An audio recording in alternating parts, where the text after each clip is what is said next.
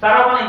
आणि न सारता गेलं 80 वर्षाचं बिल किती आहे? रोज 10,000 रुपये काढून 80 वर्ष गुणिले रोज 10 रुपये एवढं तरी बिल सारावं लागेल. 10 वेळेस तर राम म्हणा, 11 वेळेस तर राम म्हणावं. थोडं थोडं तर उत्पन्न करावं. मित्रांनो, आता बिल बॉक्स साठले आपल्यावर, तर थोडं थोडं तर व्याज तर द्यावं. काहीच न देता उचल म्हटलं, त्यानं म्हणतात मी उचलतच नाही. मग दुसरा येतो घेऊन जायला उचलायला. ते म्युन्सिपालिटी घाण झाला कोण येतं? म्युन्सिपालिटी ये म्हणतो बघा, म्हणत ज्ञानेश्वरी वातावरण यमाचा पाहुणा प्राणी होय. या प्राण्याचा या ठिकाणी अधिकार यमाकडे जास्त आहे. म्हणून जर आपण बिल चाललो तर आपला खरंच देव मला आपला तो देव एक करून घ्यावा. बोला पुढे. त्वचा घेव जायस प्रशासी तव दोही ते राम प्रकाशी त्वचा प्रशनासी सहज सबलसी श्रीराम. पहिल्यांदा डोळा झाला, दुसऱ्यांदा कान झालं, तिसऱ्यांदा नाक झालं, आता चौथ्यांदा त्वचा घेतलं. तुमच्या शरीरावर असलेली कातडी त्वचा म्हणले तिला. त्वचेची दैवता पण, नाकाची दैवता अश्मी, त्वचेची दैवता स्पर्श. तुम्हाला स्पर्श केल्यानंतर जाणीव होते. आता मी तुम्हाला स्पर्श केलो, माझ्यामध्ये राम आहे, तुमच्यामध्ये राम आहे. स्पर्श केल्यावर त्याची जाणीव होते का नाही? आणि दोघांचा राम निघून गेला, मेलेले माणसं मेलेल्या माणसाला भेटते, जाणीव काय? त्वचा. इथं काय म्हणतं? त्वचा घेव जाय स्पर्शासी तव दोही ते राम प्रकाशी. दोघांमध्येही राम आहे, त्वचेमध्ये बी आणि स्पर्श करणाऱ्या मध्ये बी तवा जाणीव होते.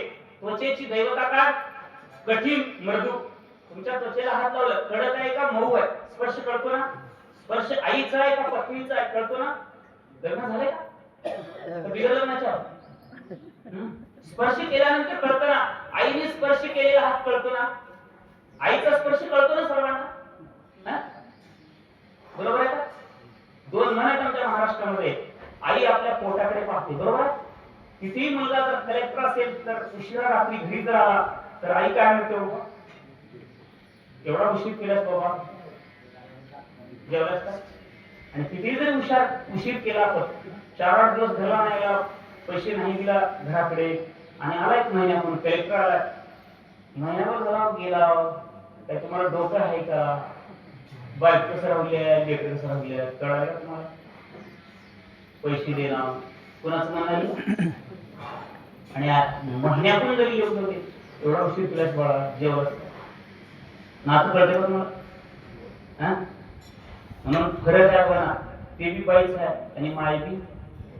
पण भावनेचा फरक कळतो का तुम्हाला? भावना. म्हणून ज्याची भावना ईश्वराप्रमाणे तीच भावना माझ्या आईची आहे, ज्याची भावना आईची आहे तीच भावना ईश्वराची आहे. म्हणून ज्ञानोबा म्हणतात कुणाची सेवा करा. मी सांगत नाही, तुम्हाला कळणं महत्वाचं आहे, बरोबर आहे का? भावना जोपर्यंत कळत नाही तोपर्यंत देव कळत का? कळतो. कळाला देव. कुणाला कळाला? वेदाला नाही कळला अंत पार याचा कानडा राजा. वेदाला कळालं नाही, तुम्हाला मला कळतो का? 3.5 एकर शेत, एक बायकून 2 लेकरं आणि एक लेली राहतं, 2 लाख बँकेत असतील, असा देव कळतो? अरे मोठे मोठे ऋषी तपाला बसले, त्याचे नक जमिनीत घुसले, त्याला नाही कळाला, वेदा नाही कळाला, 4 वेदाला कळालं नाही, आणि तुम्हाला मला कळतोय? ज्याला भावना कळाली, ज्याला प्रपंच कळाला, त्याला देव कळतो. त्याला हेच कळणार, आणि ते कळेल का? म्हणून त्वचा घेव जाई स्पर्शासी तव दोही ते राम प्रकाशी. त्वचा स्पर्श स्पर्शनासी सहज समरसी श्रीराम. रामाचं स्मरण करावं, त्वचा देखील कातडी स्पर्श करताना राम म्हणून करावं, आई म्हणून करावं, बरोबर आहे? कसं करतो बघा, वाचा. रचनारासरी आवडी घेता राम रसाची गोडी मोडी त्रिपुटी झाली दे सोदडी रसनाओ संडे रसाते. बघा, आता 5वं ज्ञानेंद्रिय जीभ. रसनामध्ये जीभ. हे जीभ जे आहे ना, बदमाश आहे बरं का. सगळ्या इंद्रियामध्ये चंचल आहे, स्वतःहून निर्णय घेते, लगेच सांगते जेवण खराब झालेलं आहे. कोणाचीच भेट ठेवत नाही, कोणाची भेट न ठेवणारा इंद्रिय म्हणजे जीभ.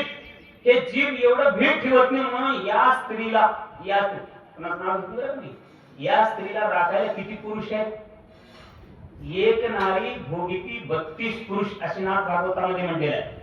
एकच नारी आहे ना, त्याला राखणारे किती आहेत? 32 आहेत. त्या 32 जणांनी एका दिवशी मीटिंग घेतले. बाई म्हणले आम्ही 32 आहोत, तू जर थोडा बी चंचलपणा केलीस तर आम्ही 32 तुला चावून मारीन म्हणले. त्या एक भादरीनं काय म्हणली माहितीये का, तुम्ही जरी 32 असला, जर मी थोडी तर वाकडं चालली ना, एका मिनिटात तुमचे 32 पडतात नाही. आता 32 ला भारी आहे बघा ते. 32 ला आटोपत नाही. का आटोपत आहे? दात बोलते का जीभ बोलते? सांगा बरं. मार खाते कोण? पडतात. बोलल्यावर दात पडतात का जीभ पडते? आवड नाही. आता तुम्ही वाईट बोललो, कुणाला ते वाईट बोललो, एका श्रीमंत घरच्या मुलीला बोललो, वाईट बोललो, मार पण खाते. पडते कोण? राख लाले कोण? बोलले कोण? किती आवड आहे. इथं काय म्हणते, रसना रातली आवडी घेता रामरसाची गोडी, त्रिपुटी झाली देश शोधडी, रसना ओसांगी रस. जीभ, जिभेला काम लावायचंय. काय काम लावायचं? वाकडं बोलायचं नाही, लोकांची निंदा करायला नाही, देवाचं नाव घ्यायला म्हणते ती. रसना रातली आवडी घेता राम रसाची गोडी. जिभेचं काम काय? रस चाखणे, रसेचा स्वाद घेणे. रसाधिपती वरुण नावाचा राजा आपल्या जिभेवर राहतो. या जिभेची दैवता कोण आहे? वरुण. वरुण नावाचा अधिपत्य आपल्या जिभेवर आहे. वरुणाचे गाळूनी घाना जेने निरस केली माझी रसना. रसना निरस होणी, रस व्हावं म्हण. जोपर्यंत गोड लागतं तोपर्यंतच खावं. बरोबर आहे का? कडू खावं. आता त्याला कायमचा साखऱ्या रोग आहे, कडूला कडूच खायचं ठेवले आम्ही तर काय करावं? बरोबर आहे का? डॉक्टर सांगते तुला साखर रोग झालाय, कारलं खा. कुणाचं तर वाटलं त्याला, कुणाचं तर कडू काढा. बरोबर आहे का? मग साखर कारखाना नावावर आहे. कारखान्यात गेलेले माणसं साखर ठेवलेल्या कशानं, आणि कारखान्याचा मालक मला 10 वर्ष झालं चहा पिऊन म्हणला. बुडवा लोकांची बिलं आवड मेरे ऊस कारखान्याला बिल देणार. साखऱ्या रोगाने का होतोय? रसना रातली आवडी घेता राम रसाची गोडी, त्रिपुटी झाली देशोधडी, रसना ओसंगी रसाते. जीव राम एक राम म्हणतात. बोला. इंद्रियाची रीती सेविता श्रीराम शक्ती शक्ती, पुराणी कर्माची कर्मगती, वर्धती निष्काम. कुणाला रात्री नाही, बरोबर, कुणाला मनाला रात्री नाही. हे तसं लिहिले हो. मी काय करू बघा, माझ्या घरचं नाही बरं का, मी नाही सांगत बरं का, मी नाही सांगत. तुम्हाला राग आला तर माफ करा बरं का, कुणाला राग आला तर माफ करा. कर्म इंद्रियाच रीती सेविता श्रीराम चिदशक्ती. आपले कर्म इंद्रिय 5 ज्ञानेंद्रिय झाले. डोळा, कान, नाक, जीभ, त्वचा 5 ज्ञानेंद्रिय झाले. आता कर्म इंद्रिय म्हणतात. वाचा, पाणी, पाच, शिष्ण, बुद्ध, हे 5 कर्म इंद्रिय. याचे बी 5 मालक आहेत. याचे बी 5 वेगवेगळे मालक आहेत. ते सर्व मग घरातले ज्ञानी माणसं रामाचं नाव घेऊ लागले, मग घरातले अज्ञानी लहान लेकर काय करतील? नवराच राम म्हणायला लागला, बायको काय करते? लेकर काय करतील? चोऱ्या करतील. बरोबर. म्हणून घरातला चांगला मोठा माणूस जर नाही प्यायला लागला तर बाकीचे लेकर काय शिकतील? संस्कार कुठून निर्माण होतील? शिवाजी महाराजाला संस्कार कुठून निर्माण झाले? आईपासूनच का लोकांपासून? म्हणून संस्कार आणि जीवन, आपल्या कर्म इंद्रियाचं जीवन कशावर अवलंबून आहे? ज्ञानेंद्रियावर आहे. आणि ज्ञानेंद्रिय कशावर अवलंबून आहेत? आपल्या संपूर्ण या ठिकाणी संस्कारावर. आपली इंद्रिय 10 इंद्रिय, 5 ज्ञानेंद्रिय आणि 5 कर्म इंद्रिय, हे कशावर अवलंबून आहेत? कोणी तुम्हाला कीर्तनात देखील सांगणार नाही हे कीर्तनाला येत नाही, हे कीर्तनाला लागत नाही. तुमच्या शरीराचा अभ्यास कुठला कीर्तन करायला? आपण घेतले, सांगितले, गेले निघून, पैसे घेतले, पण तुमचं कल्याण होणं महत्वाचं आहे का नाही? तुमच्या ज्ञानेंद्रियाला सवय कोणी लावायची? तुमच्या कर्मेंद्रियाला सवय कोणी लावायची? कर्मेंद्रिय म्हणजे काय माहिती राहते? त्याला विचारा, एका महाराजाला विचारा, डोळ्याचा कवी कोण? जिभेचा कवी कोण? काय माहिती राहतो त्याला? म्हणून कर्म इंद्रियाची दैवता आपल्या शरीरातले कामगार मंत्री. पाय, काम, वाचा, पाणी, पाच, शिष्ण. वाचा कर्मेंद्रियात मोडते. पाय हे दळणवळण मंत्री आहेत बघा. कॅबिनेट मंत्रिमंडळ सांगा म्हटलं सांगतो मी. अन्न मंत्री येते, खायचं काम करतात. हे गोडाऊन आहे, तसेच पाय गळगळ म्हणते वाचा पाणीपात शिष्ण बुद्धे कर्म इंद्रिय याचे रीती सहिता श्रीरामाची शक्ती उडाली कर्माची कर्मगती स्वेच्छा वर्तती निष्काम आपले कर्म इंद्रिय निष्काम व्हावं बरोबर आहे निष्काम व्हावं कसल्याच प्रकारच्या कामामध्ये अडकणे वाईट कामामध्ये बरं का चांगलं काम करावं पायाने जाऊन विना घ्यावं बरोबर आहे का घरात यावं आंघोळ करावं आंघोळ करून येऊन जाऊन विना घ्यावं कर्म इंद्रियाचं काम काय ते काम करावं बरोबर आहे का म्हणून कर्माचे इंद्रिय ईश्वराच्या अधीन ठेवावे आपल्या अधीन ठेवू नये कर्म इंद्रिय ईश्वराच्या अधीन ठेवावे बोला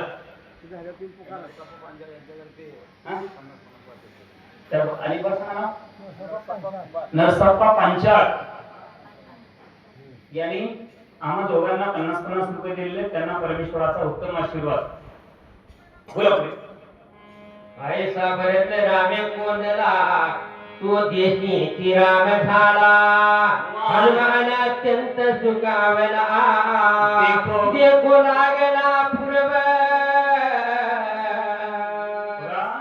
ज्यावेळेस भरत नंदीग्रामामध्ये आहे त्या भरताच्या नंदीग्रामामध्ये कोण आले पर्वतभूर हनुमंत राहिला आणि ते पाहिलं भरताचं काम हनुमंतरायांनी पाहिलं डोळा नाक कान जीभ त्वचा कर्मेंद्रिय भरत स्वतः राम नामाचं स्मरण करू सगळे इंद्रिय एका रेषेत आहेत एका रेषेत कोण आणते 5 ज्ञानेंद्रिय आणि 5 कर्मेंद्रिय जो योगी आहे साधक आहे तो साधक एका रेषेत आपले सर्व इंद्रिय आणून सगळ्या इंद्रियाला काम कोणत्या कामाचं लावतो रामाचंच काम लावतो नामाचंच काम लावतो ते सर्व इंद्रियाला नामाचं काम लावलेल्या भरताकडे हनुमंतरायांनी पाहिलं ऐसा भरत रामे कोंदला तो देशची राम झाला हनुमान अत्यंत सुखावला देखो लागला अपूर्व न पाहिलेलं पाहू लागले न पाहणे आता न पाहणे तुम्ही सगळं बघितलं तुम्ही सगळ्यांनी सगळं बघितलं आपण देव बघितला का आता हनुमंतरायांनी देव बघितलं आपण इथं देवापेक्षा वेगळं दिसायला लागलं काय देवापेक्षा तिथं नुसतं माकडं भजन करायला ते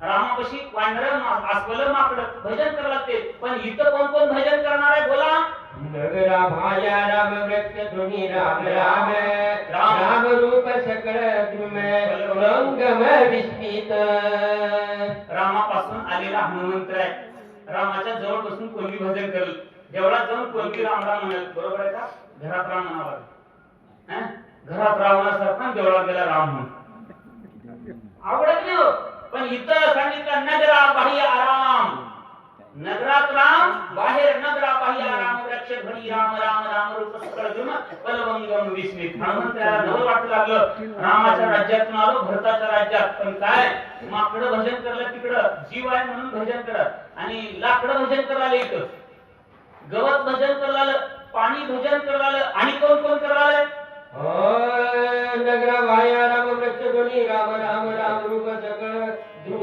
रंगम विस्मित दिशा गुंगुती रामे तुणे कोंदली राम नामे वायू गंजे राम नामे व्याम रामे कोंदले योम देखील बघा दिशा 10 दिशा आहेत ना 4 उप 4 मुख्य आणि जमिनीकडे आकाशाकडे 10 दिशा आहेत 10 दिशेत राम राम असा आवाज लागला तृणी दिशा दुमदुमीती राम तृणी पृथ्वीवरील तर पृथ्वीवरील तर दिसते का कुठे आहे पृथ्वी सांगा बरं अंगी काढून गुंडी काढा बघा वरी या पृथ्वीवर केस आहेत तृणे कोंदली राम नामे आपल्या शरीरावर जेवढे या पृथ्वीवर केस गवत आहेत झाडे तेवढेच आहेत ना आपल्या एक देखील जास्त नाही एक देखील कमी नाही ही पृथ्वी आणि ही पृथ्वी समान आहे पुढे सांगणार आहे तृणे कोंदली राम नामे 3.5 कोटी केस आहेत ना डे आउट पहिलीची भाषा आहे 3.5 कोटी केसातून राम राम राम असा उच्चार केस राम म्हणू लागलं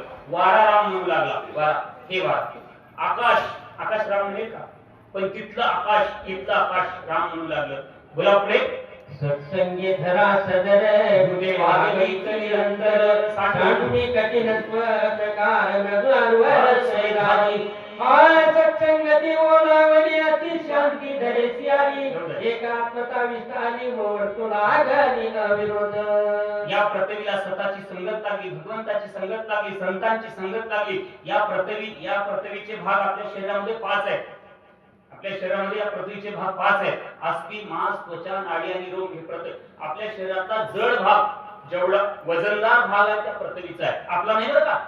जाताना कुणाला द्यायचा आहे, ज्याचा घेतला त्याला देऊ की जास्त भाग आपल्याला कोण दिले, या पृथ्वीनं हाड मांस त्वचा नाडी रोम, अस्थि मांस त्वचा नाडी आणि रोम हे पृथ्वीचे भाग आहेत. शरीरातला 60% भाग पृथ्वीचा आहे, 60%. मग जाताना कुणाला द्यावं लागेल, तिलाच ना. मग तिनं देत असताना मोहरी उडत देते म्हण आणि घेताना डोंगरावर घेते म्हण. बघा देता पा आईच्या गर्भात आपण मोहरी उडेच आहोत आणि मरताना लोकांना उचलत नाही, 4 जणांना जात नाही. 4 जण बी म्हणतात लय जड होतं बाबा. का बर तिथं राहायला जडच काम करून गेला असतील लोकांचं वाटलं, जातील कसा हलका. अवघड आहे ना. म्हणून सांगितले ही पृथ्वी स्वतःच्या संगतीत गेल्यामुळे अलवार झाली, मृदू झाली आणि या पृथ्वीवर असलेल्या स्वतःच्या संगतीत या ठिकाणी कठीणत्वाला विसरली म्हणतात. सत्संगती झाली जीवना विसरून या दोघं आहे केवळती सकळजना स्वादना मधुरत्वे काय ते कुणी सज्जन जीवमी देवनी जीवन व्याग्र पापी मन उपेक्षण करीत. या पृथ्वीरूप तत्व या ठिकाणी तत्वाला रामाची संगत लागली. आता जीवन सत्संगती झाली. आपल्या शरीरामध्ये 5 पाण्याचे प्रकार आहेत. पाण्याचे भाग आहेत त्या शरीरामध्ये शेवडी शुक्र मूत्र स्वेद आणि लाळ. पाण्याचे भाग देवा तुम्ही लिहून द्या वाटल्यास. पंचकर्णाचा भाग आहे शेवडी शुक्र रक्त मूत्र स्वेद घाम. पाण्याचे भाग आपल्या शरीरामध्ये 5 आहेत. त्या पाण्याच्या भागाला देखील स्वतःची संगत लागली. बरोबर आहे. देवाच्या संगतीनं आपलं पाणी स्थिर आहे का नाही, बरोबर आहे. त्याला कोणीच लग्न करते वयाला आल्यानंतरच करते ना. तुमच्याकडे तेच आहे का तर वेगळा आहे. म्हणून संत संगती झाली जीवना विसरवणी अधोगमना. पाण्याचा मूळ गुणधर्म काय, पाण्याचा मूळ गुणधर्म लक्षात असावा. पाणी चढाकडून पाणी टाकलं चढाकडून उताराकडे वाहतं, मूळ गुणधर्म आहे. पण योग मार्गाने योगिक लोकांनी हेच पाणी उर्धवगामी. आता सांगतो तुम्हाला शरीरातलं पाणी पेलं, कोण पेलं, तोंडाने गेलं कुठं, पोटात. घाम कुठं आला, कशामुळे, योग मार्गाने ईश्वराचं अस्तित्व असल्यामुळे तेच पाणी ऊर्ध्वगामी बनलं. आता गाय देखणी सज्जन. आता गावच्या कडात तळ आहे ना, तळ्यात पाणी पिण्यासाठी गाय गेली, पाणी पिली. तळ्यानं म्हटलं का तू गाय पे दूध पितेस, गरीबाला सांभाळतेस, असं तळ्याच्या पाण्याने म्हटलं. आणि तिथंच पाणी पिण्यासाठी वाघ गेला, त्या गायला मारून पाणी प्यायला गेला. नको म्हटलं का तळ्याच्या पाण्याने. गायलाही पाणी पिण्यासाठी मोकळच आहे आणि वाघालाही मोकळच आहे. समान गुण पाण्याचा आहे म्हणतात. बोला.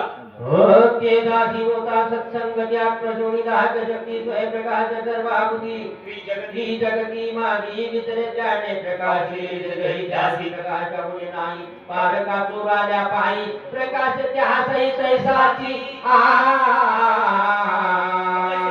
आपल्या शरीरामध्ये पंचकर्माचा विषय दोन आपल्या शरीरामध्ये तेजाचे 5 प्रकार आहेत. आळस, क्रांती, क्षुधा, निद्रा, तृष्णा. भूक लागणे, तहान लागणे, आळस येणे, जांभळी येणे कुणामुळे होतं, मध्ये कुणीतरी आहे. मध्ये तेज नावाची दैवता आहे म्हणून भूक लागते.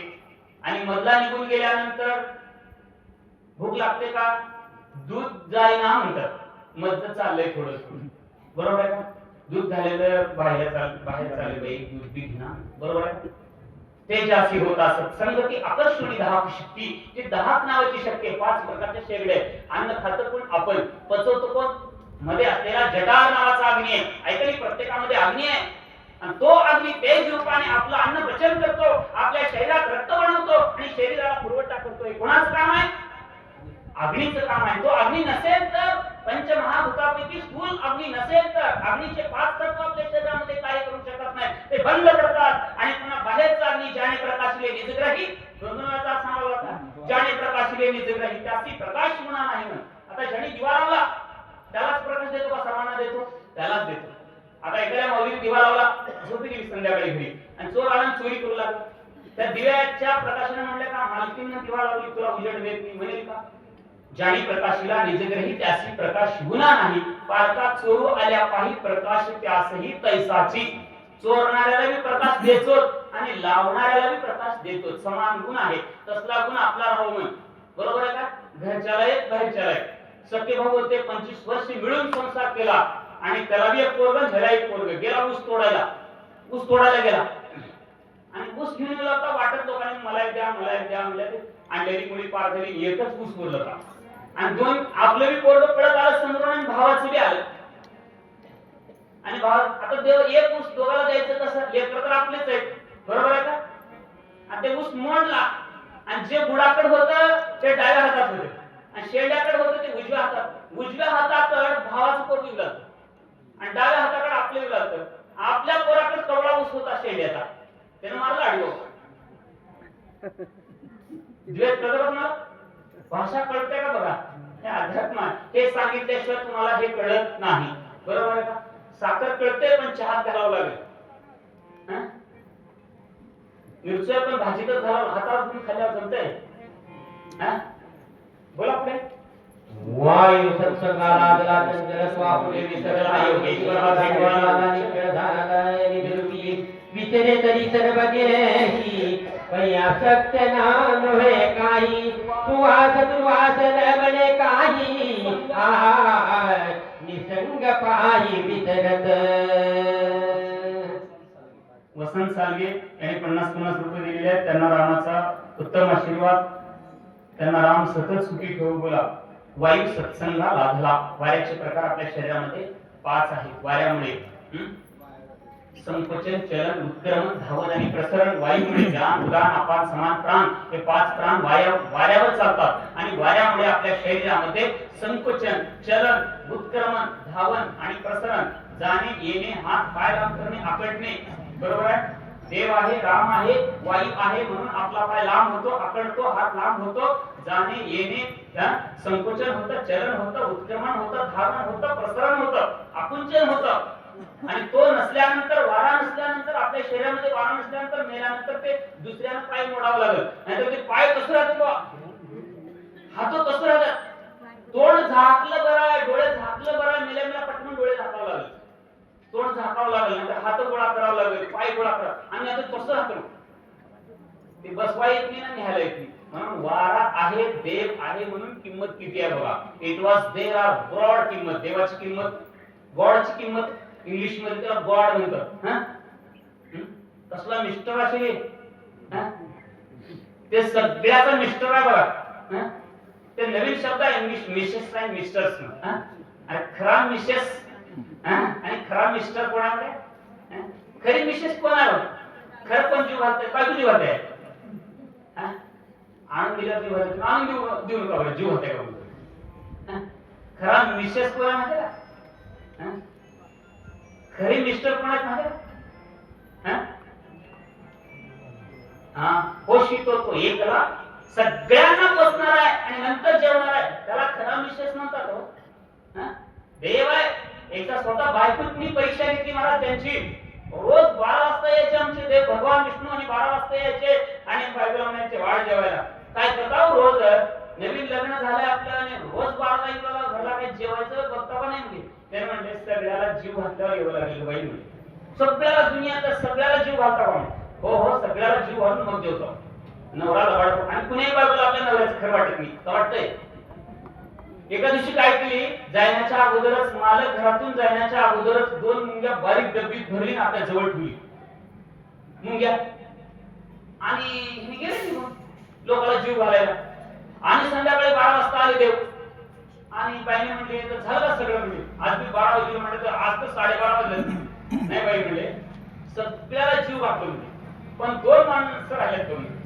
ते कोण आहेत मला ताट वाटला सांगतो म्हणजे बघा तर म्हणजे बायकोची परीक्षा म्हणजे देव मी पोषितो तो एकला जगाची सगळ्या मिस्टरचा विशेष मी वापरलो शब्द बरोबर आहे कसं दाखवावं लागलं ना बायकोनं ताट वाढली मग थोडं पाणी आणले पाणी आणले थोडी साखर आणली साखर आणलं देव साखर कशाला दिला कळलंच नाही साखर बी दिली नव्हती तेव्हा पाहुणे आलेल्या पहिल्यांदा साखर दिल्यात बघा दिलं तर तुमच्याकडे साखर दिली आणि जर ते कमर त्या डब्बीत ठेवलेले ते 2 मुंग्या दिली दिवसभर कोंडून ठेवलीच पाहिजे त्याला मोकळं जर सोडतो तर तवा जीव वाटला असतो त्याला मोकळं सोड म्हणजे त्याला साखर टाकतो मग जेवतो देवाचं कोणाला कळतंय का आले देवाजीच्या मनात तेथे कोणाचे तर चालतंय देव आहे म्हणून जग सांभाळतं म्हणून वारा आहे म्हणून आपलं शरीर चालतं आणि हा वारा चांगल्याही ठिकाणी आहे आणि वाईटही ठिकाणी आहे. दुसऱ्या नंबरची ओळ वाचा. सत्संगाला गले आकाश कुपोने लोके कोणास विसरोनी निर्वाकाश विरक्त उदास सर्वत्र बसे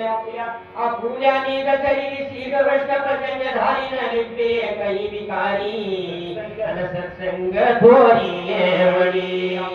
शरीर आकाशाचं वर्णन आहे बघा. आपल्या शरीरामध्ये आकाश देखील तत्व आहे. हे आकाश देखील वर आहे असं वाटतं का? आपल्या जवळ आहे आकाश.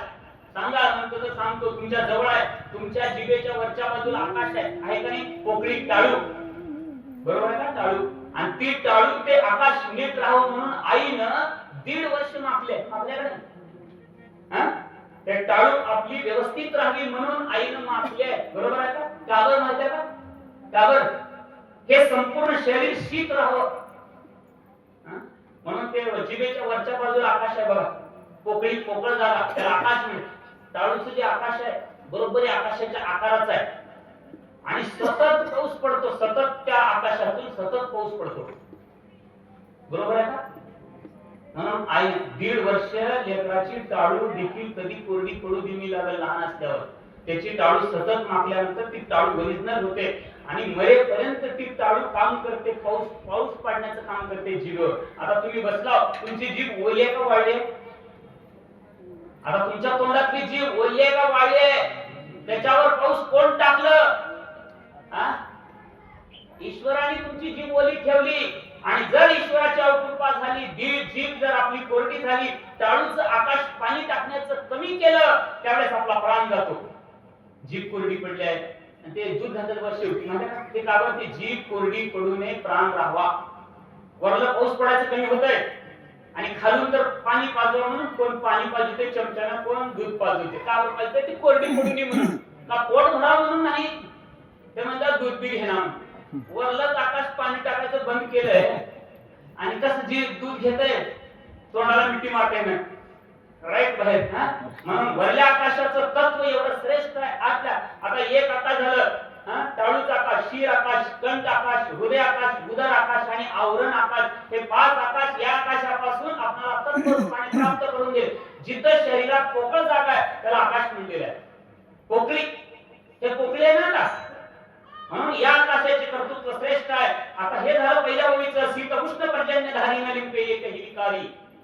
या आकाशाने कधी म्हणले का आता उन्हाळा आहे मला कूलर लावा? कधी तर म्हणले का एवढा उन्हाळा आहे मला कूलर लावा गरम होईल म्हणले? पावसाळा आला मी भिजलो म्हणले का? थंडी आल्या स्वेटर मोकळे द्या म्हणले का? न लिंपे एकही विकारी. 3 विकार आहेत, उन्हाळा, हिवाळा, पावसाळा. 3 विकारात न बळी पडणे आणि तुमचं काम करणे. करायला जगाच्या वेगळं राहून जगातलं काम करणे याला ईश्वर म्हणतात. बोला. वैश्य नगर गेली संत श्री राम बदली निरत धन्य भक्ती प्रकाश बनत वाक्यवंत नानक कोणाही नाही तुझ्या कोणी नवती हीन मानसा श्री राम बदले उल्हासा सावकाश नांदती. कोणाच्या मनामध्ये वाईट विचार नाही, कोणाही नाही हीन माणसा. मनामध्ये हीनपणा ठेवू नका, बरोबर आहे का? मन प्रसन्न ठेवावं. इतरांशी कार्यभूत मन असावं. कार्यभूत, बरोबर आहे? निगेटिव्ह मन असू नये, पॉझिटिव्ह मन असावं. सतत तुझं चांगलं हो हे मन असावं. वाईट मन असू नये. वाईट 2 मन आहेत बघा, सुमन आणि कुमन. कुमनाचा त्याग करावा आणि सुमनाचा स्वीकार करावा. देवाला काय घालतो आपण? फुलं का? फुलाचं नाव काय? संस्कृत भाषेत फुलाला काय म्हणतात? सुमन. ब्राह्मण, बरोबर? सुमन. आणि ते सुमन कुठं? आपल्या मन म्हणजे मन करारे प्रसन्न. मनाला सुमन करायचंय आणि हे जीवन जगायचंय. पुढे बुद्धी में एक मोहरा करण्याचे कराचे करणारे जैसे देणे देणे कैसे गेले कोणाही उन्याचे ना. एक दिवस तुझे का गेला एका बोलाची जगता एका वाचुनी सर्व खा दिवासा असे ना. एकच शरीर आहे, एकच प्राण आहे, एकच आत्मा आहे. मध्ये ईश्वर एकच आहे का 2 आहेत? एकच आहे का? एक का 2? जसं हृदयामध्ये ईश्वर एक आहे, उसामध्ये साखर आहे, हृदयामध्ये ईश्वर आहे, बरोबर? साखर कुठे आहे? कुठे न्यावं लागेल त्याला? अनावर साखर आणि बारीक आडकुटानं कातरायचं आणि उसाचा तुकडा चहा टाकायचं, पाण्यात टाकायचं, चहा होईल. ते ऊस कुठे न्यावं लागेल? कारखाना, त्याची काय करावं लागेल? साखर, मग चहा करावा लागेल, बरोबर आहे? मग हे ऊस आहे, त्याला कुठे न्यावं लागेल? हा? तू म्हणे मी हेची करी माझे भजनी प्रेम घरी सर्वत्र नमस्कारी मज एका आपे, बरोबर आहे? हा ऊस आहे, देवाच्या फॅक्टरीला न्यावं लागेल, त्याची साखर करावं लागेल. मन हा मोगरा अर्पणी ईश्वरा पुनरपी जन्म येणे नाही. याच मनाला ईश्वराला समर्पण करायचं, याच शरीराला देवाला अर्पण करायचं. देव पहाव यासी गेलो देवची, एकची वस्तू देता घेता एका बोलाचीच कथा, एका वाचुनी सर्वता तुझी वार्ता असेना. एकच बोलायचं आहे, हा? एकच ना, एकच बोलायचं, एकच राहायचं, एकच करायचं, एकच ही वस्तू. देव एक आहे, देव एक आहे, दोन. माय किती तुम्हाला तयार करायला? माय, आई, बाप, पत्नी, देव किती आहे? देव, आई, बाप, पत्नी, पती किती आहे? देवाला नाटक आहे नाही आपला, रोज लोकांना दाखवायला सोंग आहे आपला देवाऱ्याचा, सोंगच आहे आपला. मस्त मोठमोठे आणून ठेवले, एक ना धड भारावरची द्या, सगळे एकच करावा, सगळ्याला एक पगळावा. जर पितळेचे असेल तर त्याला पगळावा. आणि त्याला एक यशोदेच्या मंदिरामध्ये, सांगतो मी तुम्हाला, यशोदेच्या मंदिरामध्ये एकाच भगवंताची फोटो होती आणि सगळे देवाला एका दिवशी. आणि माय म्हणले तू एकाच देवाची पूजा करतेस म्हणले, आणि आम्ही काय केलं म्हणले. त्यावेळेस यशोदेने सांगितले मी त्याची पूजा करत नाही, त्याला बोलवत आहे म्हणले.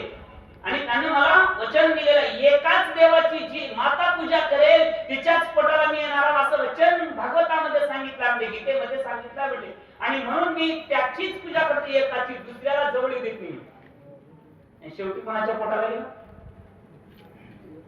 ज्यांनी एकाच्याच पूजेला प्रसन्नता ठेवली त्याच्याच घरी गेला बाबा, बरोबर आहे? देव एक आहे, आपल्या सगळे देव आहेत बघा. आता बसू देणार बायका बाबा, सगळ्या देवाला चालल्या. आणि 4 प्रकारचे देव झाल्यात. जन्मल्यावर वेगळा देव सटवेल गावाला, जरा मोठं झालं वेगळ्या देवाला, बरोबर आहे का? जरा मोठं झालं का ते बारू काढा, पोरग लहान लेकरू नाचलं का मग कुणाकडे बघणाऱ्याकडे नेणार, मा पोरग नीट राहायचं ना, बारका आहे, सारखं घोड्याला नाचले, मग ते बारू घालून तिकडे गेला. सोडलं सटवायला गेल ते वारून, मग चापलं घेऊन वाजवून ते वारू घातले. पुन्हा लगीन महिन्यात जमना माय पुण्यात ते गुरुडीचा देव लागला, त्याला नमस्कार, ते बाशिंग तिथे सोडते, तिथला बोलून घेणार, मग बाशिंग सोडते. लगीन झालं की तिकडे जाणार कर्नाटकात, बिंडवर लाकडं एक गाडी करून माणसं, ही देवाची सोंगाडे देव, 17 नमुन्याची देव. हे झालं मग पुन्हा लगीन झाले, लेकरं झाले, पुन्हा मरला मेला जाळ, मग पुन्हा तिच्या हाडे चंद्रभागेला त्याने घे. पुन्हा जन्मल्यावर एक, बारकं असल्यावर एक, मोठं झाल्यावर एक, आणि मेल्यावर एक, बरोबर आहे? किती देव आहेत आपले? म्हणून देवच एक सांगितला, एकची वस्तू देता घेता एका बोलाची ते कथा, एका वाचुनी सर्वता तुझी वार्ता असे ना. बोला पुढे. तुझे पडदे दलाल पाहिला काळ सर्वस्वे नेता लगे पण देवणी समळतात ते, जिथे त्या जीवडी पडे सर्वस्वे निमित्त पुढे, काय उपायान चले पुढे पडे रोकडे अनाथी. 2 पणाच्या पाठीमागे लागू नका, म्हणजे जिथे त्याची उडी पडे सर्वस्वी जीवित पुढे, काही उपाय 2 पणाच्या भानगडीत लागू नका. द्वेष, एकच पत्नी असावी, एकच आई असावी, एकच देव असावा, 2 भानगडीत पडू नका म्हणजे. स्वतःच्या मायला सोडायचं, दुसऱ्याला माय म्हणायचं, बरोबर आहे का? एकच वस्तू असावी, एकच वस्तूवर महत्व दिलं, एकच देव असावा आणि एकच ही वस्तू, एका बोलाचीच कथा. दुजेपणे जे दलाल, आता दलाल म्हणतो बघा, 2 करणाऱ्याला मी म्हणणार बाबा, मी म्हणत नाही. ग्रंथकर्ते ज्ञानोबा म्हणतात, ग्रंथकर्ते एकनाथ बाबा म्हणतात, ज्यांना 2 करतो तो दलाल आहे. दलाल म्हणजे तुम्हाला दलाल म्हणजे का? जनावर ऐकायचा, माणसं ऐकायचं म्हणजे काही दलाल झाले बाबा. हे लग्न आता मध्ये बंद पडले सोडायला दलालाचं, पुरीच मिळत नाही, दलाल टाकलं, पुरीच मिळत नाही. आणि त्याच्यात आणि मोठमोठे दलाल झाले, आणि न मिळता दलाल जास्त पैसे मिळत.